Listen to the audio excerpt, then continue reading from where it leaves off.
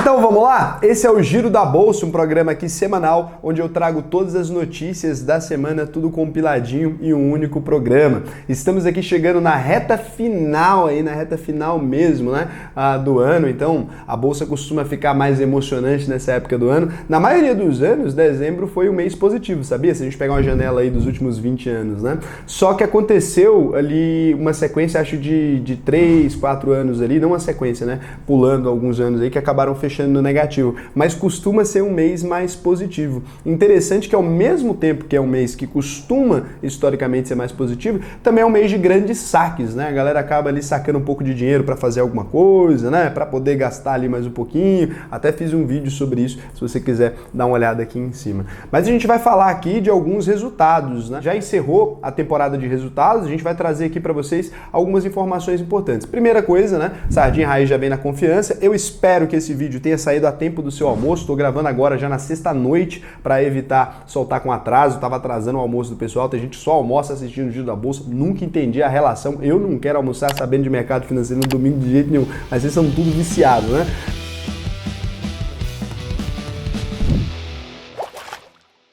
Então o Ibovespa abriu a semana aí com 107.758,34 pontos, né? Acabou fechando em 107.135,92 pontos. A gente teve uma oscilaçãozinha normal aí, não dá para chamar isso de queda, de 0,46%, né? Na semana não foi nada muito expressivo. E algumas notícias aqui me deixaram bem impactados. Eu vou trazer para vocês aqui alguns pontos que eu sei que são ações que eu tenho em carteira e que alguns de vocês também têm. Então eu peguei aqui e fiz essa seleção, né? Lembrando, se alguma empresa é importante para você, é só você comentar aqui que a gente começa a incluir ela mais nesses relatórios. Então, Fleury, FLRY3, firmou uma parceria com o Hospital Albert Einstein, né? Eu sou sócio da Fleury aí, e ela celebrou no dia 13, né, um documento preliminar não vinculante.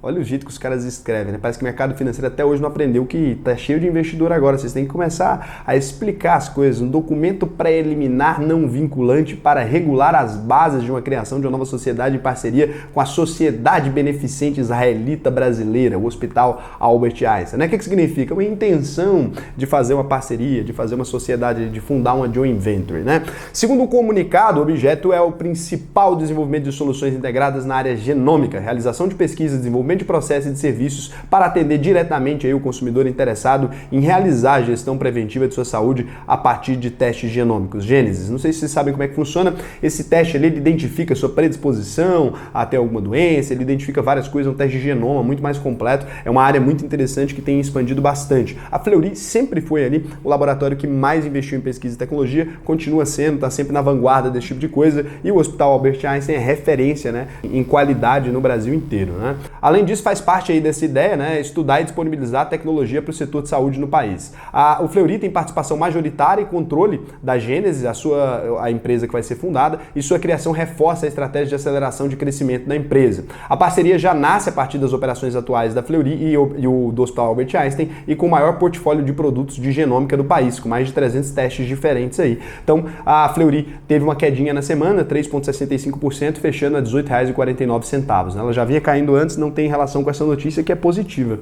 Então, Magazine Luiza, Magalu 3, conclui a aquisição e diz que Kabum teve recorde de vendas. A Magazine Luiza vem caindo vertiginosamente nos últimos meses, né? A gente tem uma empresa melhorando a cada dia, é muito interessante como o mercado é especulativo, é uma empresa que melhora a cada dia, que tem apresentado cada vez melhores números, e ela, mesmo a um preço muito diferente do que estava sendo negociado antes naquele oba-oba, com 200 de PL, agora está com 70 e poucos, que eu ainda considero alto, mas já considerava muito alto naquela época, agora ela de repente ficou feia, ficou suja, né? Ela tá fedendo. E aí o pessoal começa a correr, então, de maneira absurda. Mas aí Magalu, né, continua existindo. A gente tem que lembrar sempre que o mercado da Bolsa de Valores não significa absolutamente nada. A empresa não tem nada a ver com o valor que a gente acha que ela tem, né? Se eu achar que sua casa vale 10 mil, você pode continuar morando nela, não tem nada a ver. E é isso que a Magazine Luiza está fazendo, trabalhando, né? Então, o Magazine Luiza aí informou em comunicado ao mercado que concluiu a aquisição da Kabum, uma empresa interessantíssima, para quem é gamer aí tá sabendo quanto essa empresa é relevante. Com a aquisição, a Magalu reforçou aí o pilar estratégico de novos novas categorias, com um sortimento extremamente complementar ao atual e com enorme potencial de crescimento. Isso é o que a Magazine Luiza diz. E por que, né, que eles dizem isso? Eles fizeram a aquisição do Jovem Nerd do canal Tech também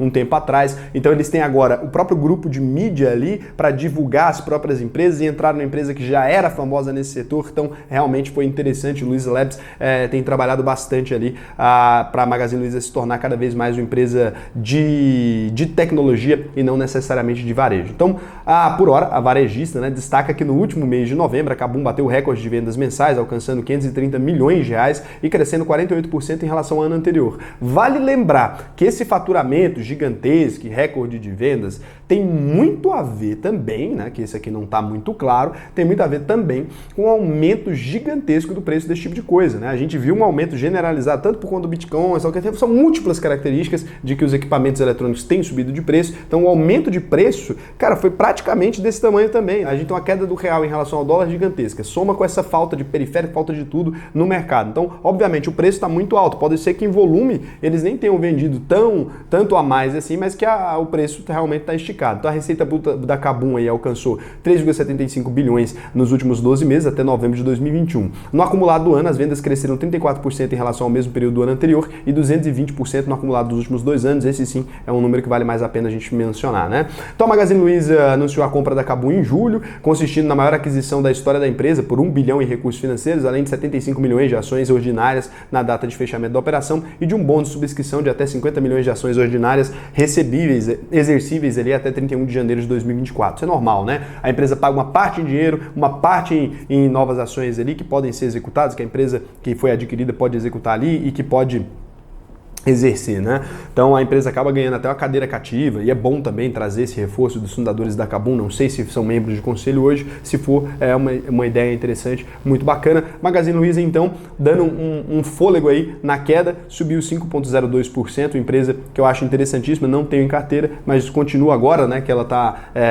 caindo, aí eu aproveito para elogiar ela bastante. Quando estava subindo eu elogiava porque acho que é pegar no modismo, né, ficar ali ganhando audiência em cima do modismo. Eu falo bem de Magazine Luiza agora que ela está mais barata do que estava antes e que para mim se torna uma empresa melhor, já que as operações estão melhores. Então, B3SA3, a nossa querida empresa da nossa Bolsa de Valores, né? E é uma empresa que eu gosto bastante e tenho em carteira. Então, detalhe os planos de custódia de criptomoedas em 2022, né? Então, a B3SA3 finalmente acordou e fingiu e deixou de fingir que não estava vendo o mercado latente e crescente ali. Estava extremamente estranho, B3, foi mal, né? E ela revelou os planos aí de entrar no mercado de criptomoedas em 2022 com a previsão do lançamento de um ETF de ativos digitais. Não era isso.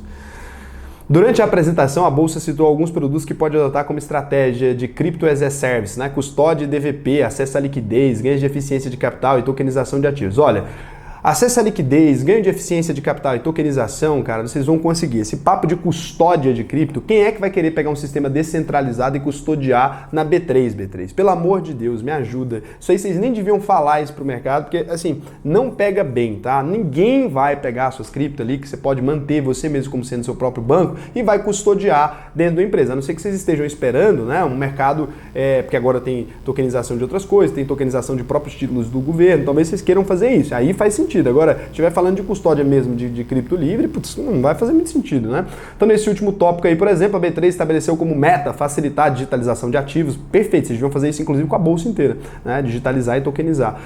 Potencializando a sua distribuição, tendo como base para isso o acesso aos centros de liquidez, né? Então, ela destacou aqui uns 5 pontos que ela detalhou na apresentação, né? A tokenização de ativos, então, facilitar a digitalização de ativos, potencializando a distribuição e liquidez. Maravilhoso, né? Se vocês se tornam um grande marketplace de tokens ali, também começam a tokenização de diversos tipos de ativo. Como vocês já são regulados pelo governo, a tendência é que eles deixem vocês fazer isso com mais facilidade. Negociação e acesso de centros de liquidez, mitigar as complexidades do acesso ao mercado fragmentado, global e 24/7. Então, muito bom isso.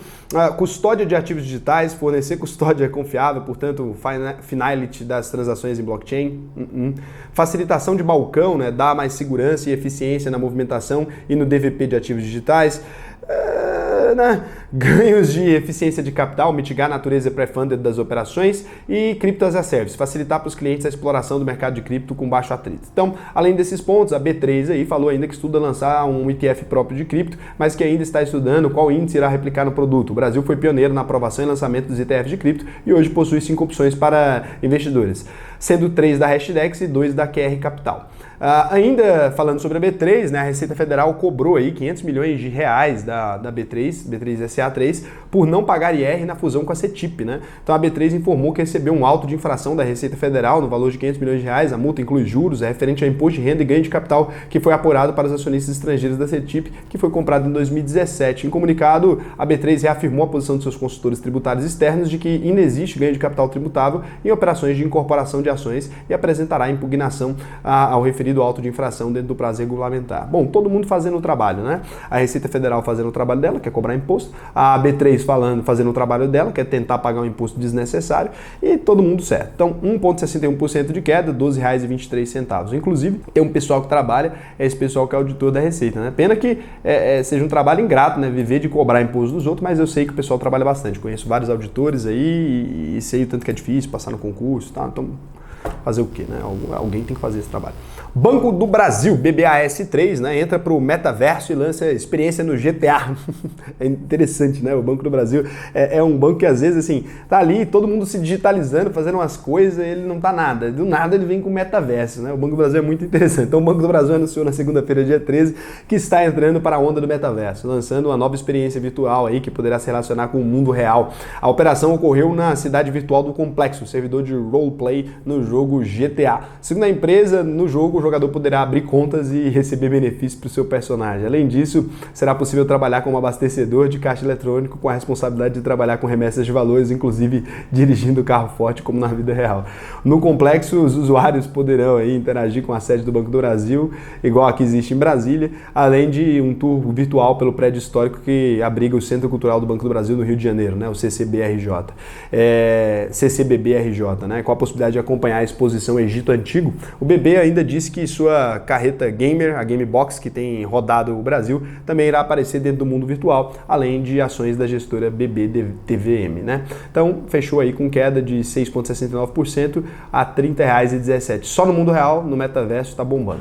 Então, Itaúsa levanta aí 1,2 bilhões de reais com venda de papéis da XP e anuncia JCP e bonificação para os acionistas. Então, a Itaúsa comunicou a alienação de 7,8 milhões de ações de classe A de emissão da XP Inc. pelo valor líquido de 1,2 bilhão de reais. Dessa forma, passa a deter 76.470.985 ações ordinárias de classe A, emissão da XP, equivalentes a 13,67% do capital total e 4,30% do capital voltante. Por fim, a holding destaca que o ganho de alienação impactará positivamente os resultados da Itaúsa do quarto trimestre em aproximadamente 900 milhões de reais, líquido de impostos. A Itaúsa também aprovou juros sobre capital próprio adicionais no valor de 11 centavos por ação, que serão pagos até 29 de abril de 2022. A empresa também decidiu elevar o capital social da empresa para 51 bilhões 460 milhões de reais, mediante a capitalização de reservas de 7,944 bilhões, com emissão de 420 milhões 540 mil 747 novas ações escriturais, sendo 144 milhões 491 mil 889 ações ordinárias e 276 milhões 48 mil 858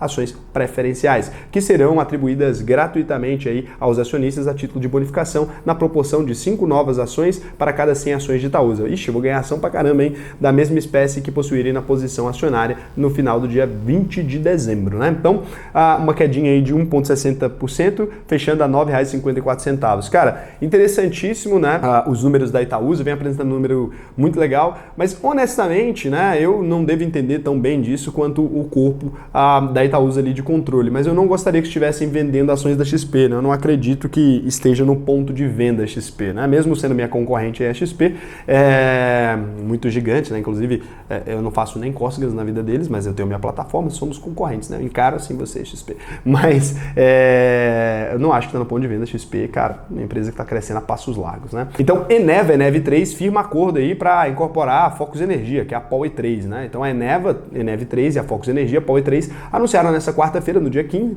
terem celebrado o acordo de combinação dos negócios, por meio do qual estabeleceram aí a incorporação da Focus pela Eneva e a subscrição privada pela Eneva de debêntures não conversíveis de emissão da Focus. Com essa operação ali, no dia que eles divulgaram, as ações dispararam, né? Mas depois acabaram amenizando os ganhos e fecharam com a alta mais modesta, né? Os ativos da Eneva 3 chegaram a subir 6,11%, mas fecharam com a alta modesta aí de 1,67%, R$ 14,65. Já a Power 3 chegou a avançar ainda mais, 11,44%, mas fechou com alta de 6,74% a R$ 10,92. A operação se dará aí por meio da incorporação societária da Focus por uma subsidiária integral da Eneva Holding, a holding da Eneva, com a extinção da Focus que será sucedida pela holding e a atribuição de uma nova ação ordinária e uma nova ação preferencial compulsoriamente resgatável da holding para cada uma ação ordinária de emissão da Focus e de titularidade dos acionistas da Focus. Os acionistas da Focus, que serão acionistas da holding agora, receberão 0,18 e uns quebrado novas ações da Eneva para cada ação ordinária da holding de sua titularidade, totalizando aí 17 milhões de novas ações ordinárias de emissão da Eneva. Já as ações preferenciais da holding garantirão o recebimento em dinheiro na data de fechamento no valor de 715 milhões de reais, a ser atualizado diariamente pela variação de 100% da taxa DI entre a data de celebração do acordo e o dia útil mediante anterior à data de fechamento, né? Então, 3,40% de queda na Eneva na semana. Deu aquela subidinha ali, mas logo entrou em palmolescência e acabou dando a brochadinha. Bom, falando agora de outras coisas que foram interessantes na semana, então a Twitch lançou aí o marketplace de NFTs de jogos na Solana, né? A Twitch, maior plataforma de streaming de jogos aí do planeta, anunciou nessa quarta-feira, dia 15, o lançamento da Fractal, um novo mercado de tokens não fungíveis, NFTs própria da companhia, né? O anúncio foi feito pelo Justin Kan, né, um dos responsáveis pela criação da Twitch em 2005. A loja será baseada na rede da Solana Sol e terá como foco a comercialização de avatares. Notícia boa tanto para quem tem ações da Amazon quanto para quem tem Solana em carteira, né, para o pessoal das criptos aí. Eu tenho. E terá como foco a comercialização de avatares, skins, terrenos e outros itens digitais em forma de NFTs para jogos no estilo Play to Earn, né, entre que o jogador recebe para jogar. Diferente do que já ocorre, onde cada jogo possui sua própria loja de NFTs, a ideia da Fractal é se tornar um marketplace desse tipo de produto, reunindo itens de diferentes plataformas em um mesmo lugar. Eu sabia que alguém ia fazer isso, falei para vocês inclusive. Pena que não foi uma empresa que a gente pensava que poderia fazer, mas foi uma empresa grande também. Além da Khan, a plataforma será comandada por David Wirtz, né, o cofundador do Google Drive e consultor do Shopify, e Robin Chan, fundador da empresa de jogos mobile XPD Media, e Mike Angel, executivo da área de e-commerce com passagens por Fast e Shopify. Então, muito interessante aí. Então, o Elon Musk, em mais um movimento de zoeira, né, anunciou aí que a Tesla vai aceitar a Dogecoin e a criptomoeda disparou 33%. Então, o CEO da Tesla, Elon Musk, anunciou na manhã de quinta-feira que a empresa passará a aceitar pagamentos com Dogecoin para a compra de produtos de merchandising como camisetas e brindes, não para carro, né? Não há previsão para liberar a aquisição de veículos da marca com a criptomoeda. Ainda assim, o anúncio via Twitter impactou fortemente o preço da memecoin, que disparou 33% para 21 centavos de dólar, e mais uma demonstração de força para influenciar mercados um dia depois de Musk ser eleito a pessoa do ano pela Time. A Tesla fará alguns produtos compráveis com Doge e verá no que vai dar, disse o bilionário. Musk é um apoiador público da Dogecoin desde o final de 2020. Em fevereiro desse ano, ele tuitou a palavra Doge, uma brincadeira com a expressão indo para a lua, e provocou um aumento repentino no preço da moeda. No mesmo mês, ele postou uma foto editada do Rei Leão, incluindo um cachorro da raça Shiba Inu, mascote da Dogecoin, e o valor do ativo voltou a saltar. Então, subiu bastante aí na semana, acabou fechando com uma altazinha bem interessante, mas logo depois caiu de novo, movimento especulativo, Elon Musk brincando de piadinha, e assim a gente vai vivendo, né? Elon Musk, meu Deus, eu não sei o que esse cara quer da vida não. E assim a gente encerra esse Giro da Bolsa, edição aí fast do Giro da Bolsa, né? E se você quiser, cara, aprender a investir de verdade, parar de acreditar em meme que o Elon Musk cria, você pode se matricular até o dia... Porra, já tá acabando o mês, hein? Você pode se matricular ainda na turma de janeiro da UVP, tá? Turma de janeiro para você já começar o ano com o pé direito. Então você vai aprender a investir no Brasil, vai aprender a investir em cripto, vai aprender a investir no exterior. Cara, vai aprender a investir em tudo que você precisa para formular uma boa carteira. A uvp.com.br, é só se matricular. Eu mesmo vou ser seu professor. A gente tem os plantões de dúvida toda semana, tem as aulas gravadas, cara. E os plantões de dúvida ficam gravados também. Então, se você não tem tempo, é o ideal para você. 8 semanas você aprende a investir em tudo e não precisa mais ficar refém de meme, né? E outra coisa lembrando que se você não aprender a investir depois de concluir a UVP, você recebe 100% do seu dinheiro de volta, tá bom? É só você falar lá, não aprendi, porque é impossível, a gente sabe, é por isso que a gente é a única escola de investimento que garante o dinheiro de volta caso o aluno não aprenda. Um beijão pra vocês e até o próximo vídeo.